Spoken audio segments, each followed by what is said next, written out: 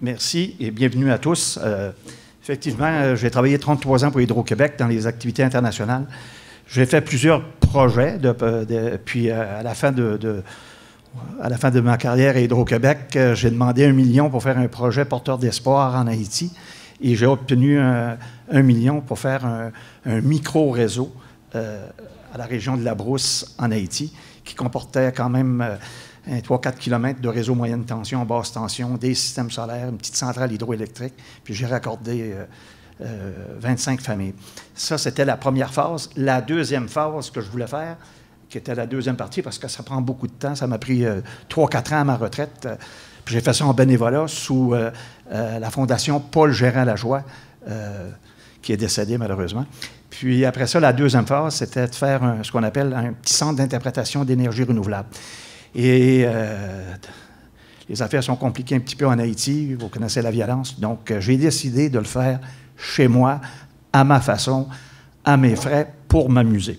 Donc, grosso modo, aujourd'hui, je vais vous parler un peu de mon projet personnel en autoconstruction, puis je suis autoproducteur d'énergie, c'est bien sûr. Aujourd'hui, je vais vous parler, il y a quatre points, là. Il y a le projet Tournesol, je vais vous parler du concept, la construction, l'exploitation de tout ça, le mesurage net Hydro-Québec pour le commun des mortels en tant que résidentiel, si vous voulez vous raccorder avec des exemples pratico-pratiques. Puis je vais vous parler aussi des applications photovoltaïques parce que je me suis rendu à l'Assemblée nationale au mois de septembre pour présenter un mémoire avec Énergie solaire Québec, puis vous parler un petit peu du contenu, puis pour finir, le fameux projet de loi. Bon, le logo, c'est tout simplement les énergies renouvelables. Dans le petit centre d'interprétation, c'est bien sûr, je couvre toute la panoplie, bien, principalement l'énergie solaire, mais j'ai regardé toutes les applications, que ce soit au niveau du vent, au niveau des petites turbines, au niveau de la biomasse, au niveau de la géothermie. J'ai fait plein d'applications chez moi pour faire rayonner toutes les sources d'énergie potentielles pour pouvoir s'amuser. Comme a dit tout à l'heure, j'ai une quarantaine d'années d'expérience dans le milieu. Je suis toujours très actif auprès de la Fédération des pourvoiries du Québec, au niveau des CRI à la baie James. J'ai des mandats avec Hydro-Québec de temps en temps sur l'énergie solaire, réseau, hors réseau. Puis, je suis aussi dans le domaine des bornes de recharge réseau, toujours pour la région de Latuc en Mauricie et des CRI à la baie James. Et je regarde aussi le domaine du hors réseau pour faire des applications pour pouvoir raccorder des systèmes hybrides pour les endroits qui sont hors des sentiers battus, autrement dit des axes routiers, pour pouvoir amener des voitures ou des camions très éloignés des axes routiers conventionnels. Ça, c'est un peu mon terrain. J'ai un terrain de 100 000 pieds carrés. Je suis situé dans la région de Sorel-Tracy, principalement à Saint-Roch-sur-le-Richelieu. Et c'est à cet endroit que j'ai installé mon mini-centre, puis ma maison, mes garages. En tout cas, c'est une grande surface de 100 000 pieds carrés sur le bord de l'eau, auquel je m'amuse à faire toutes sortes de projets technologiques. Ça, c'est le centre tel que j'avais demandé à Drummond. J'avais dessiné mes plans, mais j'ai dit, tu vas me mettre ça au propre pour passer au niveau de la municipalité, parce que il y a toujours un impact qu'il faut regarder au niveau de la serre. J'ai appelé ça une serre éco-énergétique, mais il y a toutes sortes de produits à l'intérieur avec un volet formateur et projet démonstrateur. La prochaine étape, vous le voyez en drone. Le centre a été créé. Après ça, il y a les 2 mâts solaires, puis plus loin, il y a d'autres applications. Mais en réalité, ce qu'a dit Diane tout à l'heure, 20 kW, j'ai plus que ça. À l'heure actuelle, j'ai 30 kW. Je vais vous dire pourquoi après, plus loin. Okay? Le mini-centre, là, ça couvre, comme je vous ai dit, un peu toutes les sources d'énergie renouvelable. La serre éco-énergétique, j'essaie de mélanger aquaponie, hydroponie, aéroponie, puis les murs végétaux. J'ai toutes sortes de petites applications que j'achète chez Amazon, puis je suis un fouineux naturel, ça fait que je regarde toutes sortes d'applications pour s'amuser, puis de créer tout simplement la dynamique auprès pour montrer aux jeunes. Ça fait que c'était ça le but. Puis après ça, j'ai une salle de cours. De temps en temps, je fais des réunions chez nous, une Énergie solaire Québec, ou ben donc, s'il y a quelqu'un qui veut venir avec une école, avec les enfants, regarder mon centre pour s'amuser. Je suis affilié aussi avec le Centre Terre Martin Bourbonnais au cégep de Jonquière. C'est un pavillon satellite, ce que j'ai chez nous. Puis lui, normalement, avec ses crédits, puis il va monitorer quand même l'ensemble de tout ce que je fais pour l'amener pour les étudiants. Et à l'occasion, de temps en temps, il m'envoie des étudiants pour une semaine ou deux là, pour bisouner chez nous, puis regarder tout ce qui se passe pour faire en sorte qu'ils puissent se documenter. L'ensemble, le centre que vous avez vu, c'est fait avec du matériel recyclé. C'est une superficie d'à peu près 625 pieds carrés, puis j'ai fait un appentis à 225. Puis j'ai regardé toutes les... Tu sais, j'ai même du glycol, tu sais, j'ai plein d'applications à l'intérieur. Vous allez voir le contenu. L'aquaponie, hydroponie, aéroponie, les serres passives, murs végétaux, c'est tous des points que je traite à l'intérieur de mon petit centre. C'est tout fait à petite échelle. Là, maintenant, regarde, au niveau, comme je vous ai dit, à 90%, c'est du matériel recyclé. Dans une deuxième vie, quand j'ai pris ma retraite, je suis devenu par hasard, comme ça, DG par intérim du recyclo-centre de Sorel. Fait qu'à ce moment-là, je voyais le matériel qui s'en allait à la scrap. Puis là, je me suis mis dans l'idée, j'ai dit, regarde, m'en a récupéré, mal trié, mal travaillé, mal retravaillé, mal donné une seconde vie. Donc, pour moi, l'économie circulaire, j'y crois, dans tous les sens du terme. Fait qu'à ce moment-là, j'ai récupéré, puis après ça, j'ai commencé avec mes plans, puis j'ai utilisé tout le matériel que vous voyez là. Que ce soit de la tôle, que ce soit du fil électrique, tu sais, les clos de bois, puis ceux qui vendent du matériel recyclé, là, ils me connaissent. J'en ai acheté. Bon, ben après ça, l'application, c'est simplement le dimensionnement. Après ça, j'ai fait ce qu'on... J'ai suivi les règles de l'art concernant tout ce qui se faisait au niveau de la construction. Okay? Puis les applications, ben, chez nous, vous trouvez des panneaux solaires photovoltaïques, il y a des panneaux solaires thermiques aussi. Tout ce que vous voyez là, j'ai tout ça. Toutes ces pièces-là, là, à petite échelle, tu sais, dans les turbines, j'ai toute la gamme, mais c'est des affaires des fois de 100 kW, de 1000, excuse-moi, pas de 100 kW, de 100 watts, de 1000 watts, de 1500 watts, j'ai ça, à petite échelle. Tu sais, pour faire comprendre aux gens comment ça fonctionne, puis des applications. Puis c'est des petites bébelles qui fonctionnent, OK? La même chose au niveau de la biomasse, la géothermie, j'ai fait plein d'affaires, puis regarde, c'est pour s'amuser. Puis vous savez qu'il y a des cours d'eau en avant. Moi, je suis réellement sur la rivière Richelieu. Mais ça, un jour, essayer de récupérer de l'eau pour prendre la température, puis monter ça dans ma thermopompe pour l'application à l'intérieur du chauffage de mon bâtiment ou de la climatisation. OK? Là, je vais vous montrer une série de photos de l'application pratique que j'ai fait. Commençons par lui. Bon, ça, c'est le cerf tel que vous le voyez, fait avec du matériel recyclé. Il y a toutes les composantes à l'intérieur. En haut, c'est la partie serre, puis en bas, à cet endroit-là précis, là, ça, c'est les endroits que je vais mettre du mur végétal. En haut, c'est tout ce qu'on touche, l'aquaponie, l'hydroponie, puis l'aéroponie. Des petites boîtes Amazon qui permettent d'avoir des bons résultats. Ça, c'est la toiture. Sur la toiture, il y a 35 panneaux solaires. Tu sais, c'est sûr que ça fait quelques années. Là. Au début, j'ai commencé avec du 350 watts. Après ça, je vais monter à 400. Puis tout à l'heure, vous allez voir, j'ai même du 550 watts de panneaux solaires. Vu par le drone. J'ai 2 mâts. Les mâts que j'ai achetés, là, moi, à chaque fois que j'ai acheté un équipement, je l'ai modifié au point de vue mécanique. Autrement dit, j'ai fait du renforcement, mais j'ai mis plus de panneaux sur mon mât. Puis la construction de base, là, pour attacher tout ça, c'est over-design. J'ai mis 3 mètres cubes de béton sur chacun des pieds. J'ai fait mes boîtes moi-même, mon armature, le bétonnage et tout ça. Mais c'est solide. Au vent, je le vois, mais je vois que surtout le premier, là, c'est des grandes surfaces. Là. Quand il se met à venter, là, bateau, il y a des bouts que il y a de quoi ça fait shaker le pas bien, là, pas à peu près. Là. Mais regarde, je me suis aperçu que, tu sais, il faut jouer un petit peu avec la nature aussi, il faut être conscient, puis il faut prendre des risques. Mais après ça, j'ai solidifié davantage le système avec la prochaine photo. Vous allez le voir. Là. Bon, regarde, vous voyez derrière mes poteaux en arrière, là, j'ai mis des turnbuckles qui fait une poussée parce que c'est comme une voile, hein? Vous voyez, c'est comme une voile, ça pousse. Puis à un moment donné, quand il se met à venter, là, tout ça grouille. Là. À ce moment-là, j'ai mis du renforcement, mais il ne faut pas trop en mettre, il faut en mettre juste assez. OK? Puis après ça, je peux l'ajuster de temps en temps. À tous les ans, là, le printemps, je vais voir si mes connexions sont pas trop lousses, là. Puis ça permet de voir. Lui, c'est parce qu'il est plus grand que l'autre. L'autre, il y a moins de troubles. Mais celui-là, je le surveille, plus de surveillance. Puis vous avez vu l'angle aussi, l'angle est plus élevé, là. Ça, c'est à cause des neiges. Hein. Bon. Voilà, une belle journée d'automne. Voici ce que ça donne. Comme vous voyez les bases de béton, là, c'est énorme. Là. Le design, là, c'est fait de même, là, comme ça dans la terre, à 7 pieds. Là. C'est armé jusqu'aux dents, solide, là.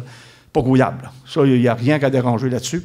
Puis l'attachement, dans le fond, ces projets-là, là, moi, je le fais avec de l'amour, puis avec, c'est tout du bénévolat pour s'amuser, tu comprends? C'est pas une question, c'est pas rentable de faire ça pour un commun des mortels. Il n'y arrivera pas, là, les gens qui sont dans le business, ils font des choses beaucoup plus sécuritaires, je dirais pas sécuritaires, mais ils vont aller sur un dimensionnement de panneaux adaptés pour le type de structure, puis le type de racking, puis avec le béton qu'il faut mettre à sa juste valeur. Ben moi, je n'ai pas pris de chance. Comme je faisais des affaires over-design, j'avais du temps et de l'argent pour le faire. C'est ça que ça a donné. Ça, c'est l'intérieur du bâtiment auquel on retrouve des onduleurs chez moi, là. J'en ai tous les sortes. J'ai du Fronius, j'ai du Schneider en système hybride, j'ai du Solac en système hybride, j'ai du micro-onduleur APS système, une autre chose, vous allez voir tout à l'heure, puis j'ai aussi du All Miles que je vais installer prochainement sur mes toitures. Je regarde toutes les applications de tout ce qui existe pour faire en sorte de monitorer tout ça, puis prendre des valeurs, puis s'ajuster. Vous voyez? Tout ça, c'est conforme avec Hydro-Québec aussi, je n'ai pas le choix. Vous allez comprendre après là, pourquoi. Fait grosso modo, l'intérieur de mon bâtiment, c'est comme ça. Chaque onduleur, il y a 2 MPPT, ceux-là. Ça, c'est le côté DC, ça, c'est la barre AC. Ça s'en va tout dans le panneau principal, puis c'est situé à 500 pieds de ma maison. OK? Ce bâtiment-là est à 500 pieds de ma maison. Mais j'ai du gros calibre, là. Tu sais, du gros calibre dans la terre pour ne pas avoir trop de pertes. J'ai quand même 20 kW qui sort de celui-là. Après ça, j'en ai un autre de 10 kW à côté avec un autre fil souterrain. Ça, c'est un essai que j'ai fait. J'ai pris du bois récupéré parce que comme je suis un bricoleur, ça fait que moi, je ne perds pas de morceaux, je n'en jette pas. Fait que j'ai décidé de faire un rack pour mettre mon matériel d'aluminium, toutes sortes de choses. Puis en même temps, bien, je l'ai fait pour mettre des panneaux solaires, c'est bien sûr. Puis j'ai mis des micro-onduleurs. Les micro-onduleurs, ce sont des petites boîtes tout petites auxquelles on peut mettre 2 panneaux solaires par micro-onduleur ou c'est gros comme un ordinateur, là, pas plus que ça. Là. Regarde. Vous mettez 2 raccordements, 2 panneaux solaires. Maintenant, les All Miles, les nouveaux qui sont sortis, tu en mets 4 pour à peu près la même grosseur. Ça fait que ce sont des technologies qui évoluent tout le temps. Puis moi, je fais des essais et je m'amuse. Le prochain, c'est que les gens vous parlent des fois d'agrivoltaïsme. Hein? C'est tout simplement d'amener du solaire au niveau de l'agriculture puis regarder les bienfaits. Ben, ça peut être des clôtures solaires. J'en ai fait une chez moi avec du matériel recyclé, sauf les panneaux solaires. Les panneaux solaires, c'est de la compagnie Bayer, Allemagne. C'est de la qualité. Les rendements c'est très, très, très bon. C'est du 550 watts. J'en ai installé 12. Ça, je l'ai raccordé sur mon Solac de 8 kW. Puis, regarde, ça, là, ça marche au quart de tour. Puis comme c'est bifacial, parce que tout à l'heure, je n'ai pas parlé qu'il y a des panneaux solaires sur la toiture, c'est du monofacial. Sur le premier des mâts, c'est du bifacial. Le deuxième mât, c'est un monofacial. Ce qui veut dire que avec la neige l'hiver, ainsi de suite, tu pognes sur les 2 bords, tu vas chercher un 10, 15, 20 supplémentaire en énergie au niveau du productible. Puis à ce moment-là, ça permet la neige, elle ne colle pas. Tandis que l'autre qui est à côté, des fois, tu dis « Oh, il y a encore de la neige un petit peu. » Tandis que sur la toiture, étant donné que c'est une pente 4-12, là, ça prend un petit peu plus de temps à chauffer. Hein? Vous savez qu'un panneau solaire, ça chauffe tout le temps. En chauffant, il y a 80 qui est perdu, puis il y a 20 qui est capté en DC pour l'amener au niveau de l'onduleur. Vous voyez? C'est un peu de même, ça fonctionne. Voilà une belle vue. Encore là, le soleil, Le soir, j'ai pris des photos. Bon, ça, c'était le premier sujet. C'est le sujet, ce qu'on appelle du projet tournesol. Il me reste 16 minutes, pas de problème. On va accélérer un petit peu. On va parler du mesurage net. Le mesurage net, là, c'est tout simplement que tu fais une demande à Hydro-Québec pour te raccorder, pour devenir ce qu'on appelle un producteur d'énergie, qui va exploiter son propre système et dont la balance d'énergie qu'il ne récupère pas chez lui, qui va l'injecter sur le réseau de l'entreprise. Bon, il y a des gens dans la province de Québec qui donnent des cours. Il y en a un ici présent, M. Jean-Pierre Desjardins qui est ici. Puis, il y a sous Écohabitation, il y a Stardust Solar qui s'est donné chez Rematec, dont je donne une partie avec Rémi. Il y a la Corporation du maître électricien qui en donne aussi. Il y a le Centre Terre de Jonquière qui donne des cours dans ce domaine-là. Il y a aussi Électricité Plus qui le fait à tous les 3-4 mois. Ça dure, c'est des durées de 8 heures. Je donne le cours plus complet dans tous les domaines donnés qui touchent l'énergie solaire. Beaucoup plus complet. Donc, ça, on peut passer à côté. Ça, c'est le genre de schéma que je fournis, moi, quand je fais des projets pour moi ou pour d'autres. Schéma unifilaire, mais beaucoup plus complexe pour expliquer à Hydro-Québec c'est quoi qu'on veut raccorder sur le réseau. Là, c'est les nouvelles normes. Hydro-Québec est toujours en évolution. Au niveau du mesurage net, il permettait un 20 kW. Là, maintenant, à partir du 1er janvier, ça va tomber à 40 kW. Il nous permet d'aller à 40. C'est la raison pourquoi je suis rendu à 30, puis je vais suivre pour me rendre à 40. Puis après ça, probablement avec mes systèmes hybrides, je vais monter ça avec des batteries pour avoir un 20, 30, 40 kWh de batterie pour essayer de me rendre à l'autonomie. Présentement, ma consommation, avant d'installer les systèmes solaires, j'avais 40 000 kWh de consommation annuelle. Présentement, j'ai presque 28 000 kWh en productible que je peux prendre l'énergie pour moi, puis la balance, l'envoyer sur le réseau et le récupérer l'hiver. Vous voyez, c'est un peu ça. Je vise l'autonomie là-dedans. OK? L'autre chose que je voulais dire, les normes de l'hydro, là, au niveau résidentiel, je vous ai dit, c'était 20 qui monte à 40. Le deuxième, c'est 50 kW qui va monter à 100 kW. Ça, c'est à partir du 1er janvier. Mais les normes sont un peu sévères. Il faut suivre, puis il faut faire appel avec un maître électricien. Tu peux le construire, faire beaucoup de choses, mais à certaines choses, tu es limité. Tu n'as pas le choix. Il faut que tu passes par le maître électricien. Après ça, il y a la norme du commercial qui est beaucoup plus compliquée. Ça prend un ingénieur, monter des rapports, ça n'en finit plus. Disons qu'on va demander des séances avec Hydro-Québec et avec les maîtres électriciens, puis ceux qui font des développements d'affaires pour qu'on puisse alléger toutes ces façons-là. Bon, après ça, bon. Ça, c'est la méthode à suivre avec un paquet de points lorsque tu montes un dossier. C'est pas compliqué pour moi, mais c'est compliqué pour quelqu'un qui ne connaît pas ça. C'est pour ça qu'il faut faire appel avec un intégrateur qui connaît ça, qui va vous faciliter votre tâche. Le coût, tu sais, d'une installation solaire, là, ça peut varier entre 2 piastres, 2 piastres et demi, peut-être 3 piastres du watt. Puis si vous mettez les batteries, ben, vous doublez le prix. C'est aussi simple que ça, grosso modo. Là. Puis chaque système, dépendamment de la complexité, ou de la toiture, ou c'est un mot, tu sais, ça fait varier un peu les coûts. Ça, c'est l'énergie qui peut sortir. Mais tu sais, vous savez très bien que les pires mois, c'est novembre, décembre, janvier, février, puis la balance. Mais grosso modo, dans la province de Québec, on peut facilement, lorsque c'est bien orienté, franc-sud, et c'est bien incliné pour que le soleil... parce que vous savez comment ça fonctionne.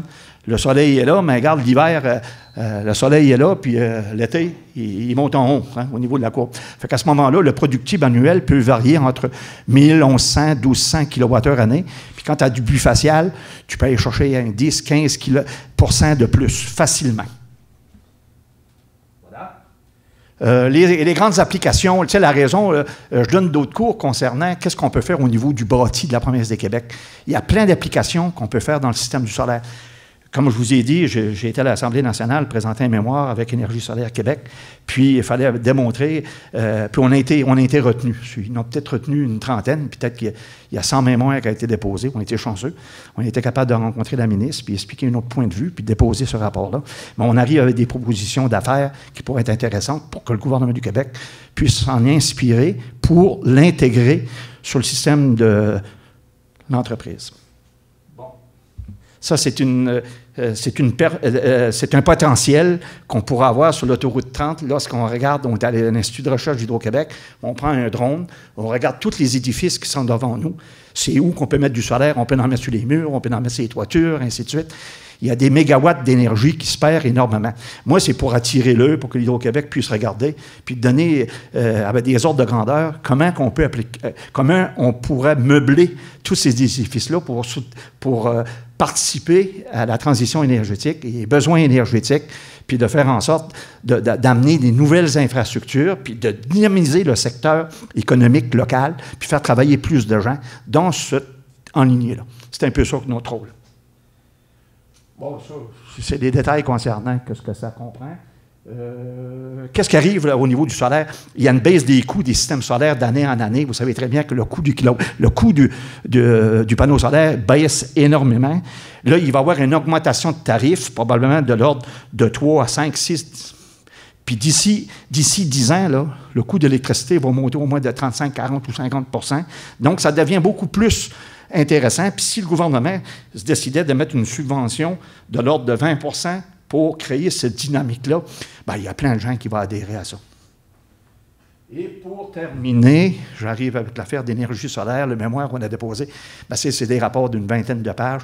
Je n'amène pas le PowerPoint, je vous amène juste un tableau. Le fameux tableau, le voilà. L'Hydro-Québec a lancé en grande pompe au niveau de la transition énergétique qu'au niveau du solaire, il serait intéressé à raccorder 125 000 clients d'ici tant d'années. Mettons l'année 2035. Grosso modo, là-dedans, nous, on a fait une projection à notre façon. On va dire, voici notre perception, voici de quelle manière le nombre de mégawatts solaires qu'on pourrait intégrer sur le réseau de l'entreprise, puis le mettre principalement au niveau du réseau basse tension, parce que les coûts d'intégration au réseau sont beaucoup plus basses. Grosso modo, regardez, c'est un peu ça le contenu de la présentation. Puis je vais laisser mon collègue Maxime venir présenter la sienne, puis après ça, regarde, on va rester disponible pour répondre à toutes vos questions. C'est tout.